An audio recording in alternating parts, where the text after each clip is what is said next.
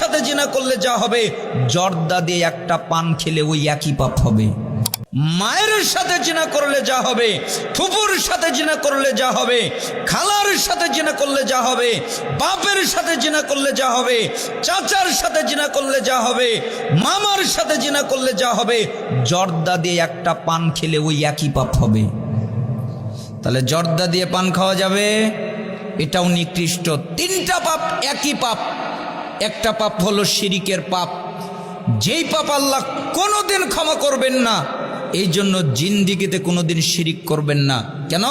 লা তুশরিক বিল্লাহি শাইআ ওয়া ইন কুতিলতা ওয়া হুররিকতা, আল্লাহর সাথে কাউকে শরিক করবা না।